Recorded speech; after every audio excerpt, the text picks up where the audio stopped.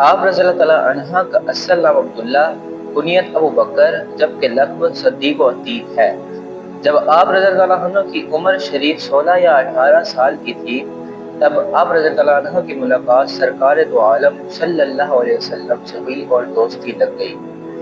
حضرت محمد صلی اللہ علیہ وسلم بھی تجارت کرتے تھے اور صدیق اکبر رضی اللہ تعالیٰ عنہ بھی تجارت کرتے تھے۔ جب حضور اکرم صلی اللہ علیہ وسلم کا نکاح جناب خدیجہ الکبریٰ رضی اللہ تعالیٰ عنہ سے ہوا، تو حضور اکرم صلی اللہ علیہ وسلم اسی محلے میں چلے گئے جہاں خدیجہ الکبریٰ رضی اللہ تعالیٰ عنہ کی رہائش تھی۔ مکہ مکرمہ میں شارع ابراہیم خلیل محلے کے نام سے جو جانا جاتا تھا۔ آپ صلی اللہ علیہ وسلم ادھر چلے گئے۔ حضرت خدیجہ رضی اللہ تعالیٰ عنہ کے پاس اور اسی محلے میں حضرت ابوبکر صدیق رضی اللہ تعالیٰ عنہ کا گھر تھا۔ جب محلہ ایک ہوا تو شام کو روز ملاقات ہو جاتی۔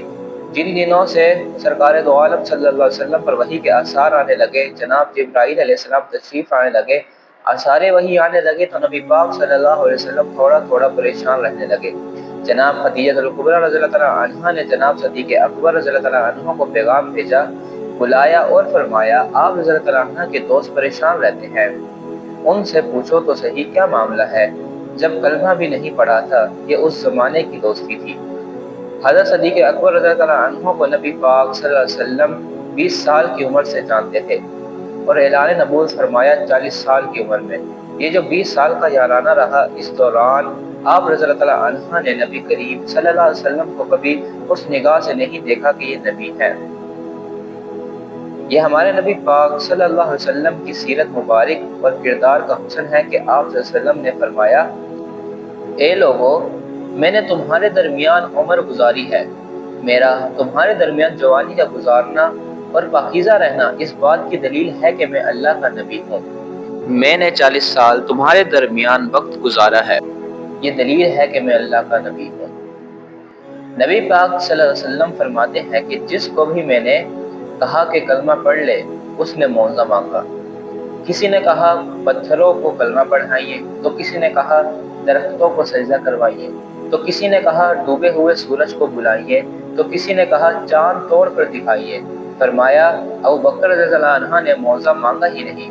میں نے کہا ابوبکر کلمہ پڑھیں، آپ نے فرمایا ٹھیک ہے حضور صلی اللہ علیہ وسلم پڑھائیے۔ نبی پاک صلی اللہ علیہ وسلم کا کلمہ پڑھا۔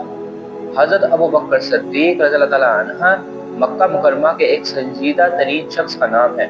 یہ کوئی جذباتی آدمی نہیں بلکہ ایک بہترین تاجر ہے۔ یہ وہ شخص ہے جس کا مکہ مکرمہ سے لے کر مدینہ منورہ تک اور شام کی سرحدوں تک تجارت کا مال پھیلا ہوا ہے۔ جب ہجرت کر کے حضور اکرم صلی اللہ علیہ وسلم گزر رہے تھے تو مکہ مکرمہ سے لے کر مدینہ طیبہ تک تو بہت سے لوگ ایسے تھے جو حضور اکرم صلی اللہ علیہ وسلم کو نہیں جانتے تھے، مگر صدیق اکبر رضی اللہ تعالیٰ عنہ کو جانتے تھے۔ انہوں نے آپ رضی اللہ عنہ سے پوچھا، یہ کون ہے؟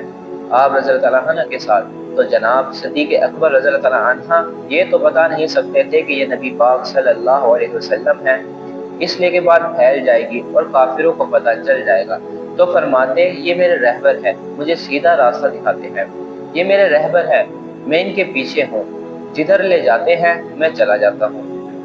وہ لوگ یہ سمجھتے کہ شاید ابوبکر رضی اللہ عنہ کو راستوں کا نہیں پتہ، تو کسی ایسے شخص کو ساتھ لیا جسے راستوں کا پتہ ہے۔ ابوبکر رضی اللہ عنہ بہت سمجھدار اور دانا آدمی ہے۔ انہوں نے کلمہ پڑھ لیا کیا دیکھ کر؟ صرف یہ دیکھ کر کہ یار وہ شخص جس کی زبانی اتنی صاف اور پاکیزہ ہے، جس کا مزاج عرب کے اس گندے معاشرے میں اتنا صاف ستھرا ہے، وہ یقیناً اللہ کا نبی ہو سکتا ہے۔ اسی مزاج میں صدیق اکبر رضی اللہ عنہ نے کلمہ پڑھا اور پوری تیاری کر لی نبی کریم صلی اللہ علیہ وسلم کا ساتھ دینے کی۔